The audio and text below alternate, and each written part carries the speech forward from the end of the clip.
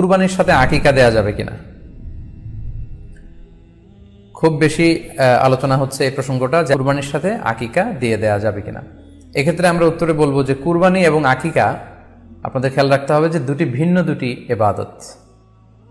প্রথম কথা হচ্ছে ইবাদত ভিন্ন দুটি ইবাদত। কারণ কুরবানি এটা বছরের একটা নির্ধারিত সময়, জিলহজের 10 তারিখে, এবং তারপরে আরো 2 দিন বা 3 দিন, এই সময়গুলোতে আপনি কুরবানি করতে পারবেন। তাহলে এটা হজের মৌসুমে জিলহজ মাসে করতে হয় কুরবানি। কিন্তু আকিকা কিন্তু এরকম না, আকিকাটা যে কোনো মাসে হতে পারে। আকিকাটা হচ্ছে নবজাতক সন্তানের ভূমিষ্ঠ হওয়ার পরে শুকরিয়া স্বরূপ আল্লাহর কাছে যে কুরবানিটা করতে হয় সেটাকে আমরা বলি আকিকা। হাদিসে এসেছে আকিকা। তো সেটা হচ্ছে সন্তান কখন ভূমিষ্ঠ হলো সেটার উপর নির্ভর করে। কারো সন্তান রমাদানে হতে পারে, কারো সন্তান জিলহজ মাসেও হতে পারে, শাওয়ালে হতে পারে, রজাবে হতে পারে। আকিকা হচ্ছে বাচ্চা যেদিন জন্মগ্রহণ করবে, সন্তান ভূমিষ্ঠ হওয়ার 7 দিন পরে। তাহলে ভিন্ন দুইটা ইবাদত, দুই সময়ের ইবাদত। নাম্বার 2, আকিকার ক্ষেত্রে আল্লাহ রাসূল সাল্লাল্লাহু আলাইহি ওয়াসাল্লাম বলেছে আনিল গুলামি শাতান ওয়া আনিল জারিয়াতি শাত, অর্থাৎ ছেলে হলে 2টি ছাগল দিয়ে আকিকা করো, এবং যদি মেয়ে হয় তাহলে 1টি ছাগল দিয়ে আকিকা করো। তো সেক্ষেত্রে কুরবানিতে কিন্তু এরকম বিধান নেই। কুরবানিতে কিন্তু 1টি ছাগল দিয়ে আপনি কুরবানি করলে কুরবানি হয়ে যাচ্ছে, সেখানে 2টি ছাগল দেওয়া লাগবে এমন কোনো কথা নেই। তো এভাবে আমরা বুঝতে পারতেছি, খুবই স্পষ্টত কমন সেন্স খাটালেও আমরা বুঝতে পারতেছি, এবং আল্লাহ রাসূল সাল্লাল্লাহু আলাইহি ওয়াসাল্লামের ভাষ্যগুলো অনুসারে আমরা বুঝতে পারছি দুইটা 2 ধরনের ইবাদত। যদিও এই 2 ইবাদতে কিছুটা মিল আছে, কিন্তু দুইটা 2 সময়ের ইবাদত, দুইটা আলাদা 2টি উপলক্ষ, দুইটার আলাদা নির্ধারিত সময় রয়েছে। যেমন আকিকার ক্ষেত্রে সুন্নাহ হচ্ছে বাচ্চা যেদিন জন্মগ্রহণ করবে তার 7ম দিন শেষে 7 দিন পরে আপনি আকিকা করবেন। আল্লাহ রাসূল সাল্লাল্লাহু আলাইহি ওয়াসাল্লাম বলেছেন কুল্লু গুলামিন মুরতাহানুন বিআকিকাতিহি তুযবাহু আনহু ইয়াওমা সাবিহি, প্রত্যেক সন্তানের আকিকা দিতে হয় তার 7ম দিনে, ওয়া ইউহলাকু ওয়া ইউসাম্মা, এবং 7ম দিনে মাথার চুল ফেলে দিতে হয়, তার সুন্দর একটি নাম রাখতে হয়। তাহলে আকিকার বিধান হচ্ছে সম্মানিত শুধু সন্তান জন্মগ্রহণ করার 7 দিন পরে। আমরা বুঝতে পারলাম আল্লাহ রাসূল সাল্লাল্লাহু আলাইহি ওয়াসাল্লামের ভাষ্য অনুযায়ী, কথা অনুযায়ী, কওল অনুযায়ী।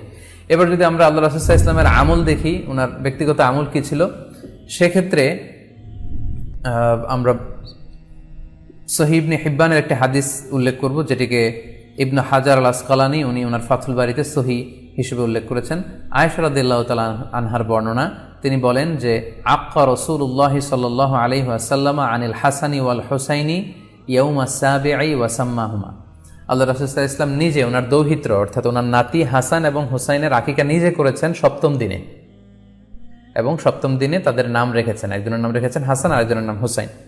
অর্থাৎ হাসান রাদিয়াল্লাহু আগে জন্মগ্রহণ করেছিলেন, ওনার চেয়ে ছোট ছিল হুসাইন, উনি পরে জন্মগ্রহণ করেছেন। তো ওনাদের জন্মের পরে 7 দিন পরে আল্লাহ রাসূল সাল্লাল্লাহু আলাইহি ওয়াসাল্লাম ওনাদের আকিকা দিয়েছিলেন, এবং 7ম দিনে উনি আকিকাও দিয়েছেন এবং তাদের নামও রেখেছেন। তাহলে আল্লাহ রাসূল সাল্লাল্লাহু আলাইহি ওয়াসাল্লামের কওলি হাদিস, ওনার ভাষ্যমতে আমরা জানলাম উনি বলেছেন 7ম দিনে আকিকা দিতে হয়, এবং ওনার ব্যক্তিগত আমল থেকে আমরা জানতে পারলাম যে উনি ওনার 2 নাতির আকিকা দিয়েছেন 7ম দিনে এবং নাম রেখেছেন। তাহলে এ থেকে আমরা সুস্পষ্ট বুঝতে পারি যে আকিকা দিতে হয় সন্তান জন্মগ্রহণ করার 7 দিন পর, 7ম দিনে। যদিও তবারানিতে আরেকটি হাদিস এসেছে যেখানে বলা হয়েছে যে আকিকা 7ম দিনেও দেয়া যায়, 14তম দিনে দেয়া যায়, 21তম দিনে দেয়া যায়। যদি 7ম দিনে কেউ দিতে না পারে কোনো কারণে, তাহলে 14তম দিন, না পারলে 21তম দিন।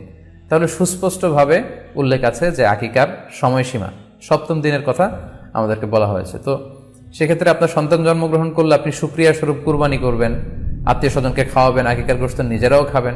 তো এটা যদি আপনি কুরবানির জন্য রেখে দেন, তাহলে তো সন্তান দুনিয়াতে আসার এই আনন্দটা থাকে না। একজন যখন সন্তান পায়, সে কেমন যেন আকাশের চাঁদ হাতে পায়।